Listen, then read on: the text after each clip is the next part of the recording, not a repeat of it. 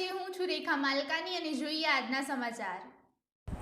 અરવલ્લી જિલ્લાના પશુ ક્રૂરતાના ગુનામાં છેલ્લા 7 વર્ષથી નાસ્તા ફરતા રીઢા આરોપીને ઝડપી પાડતી મોડાસા ટાઉન પોલીસ।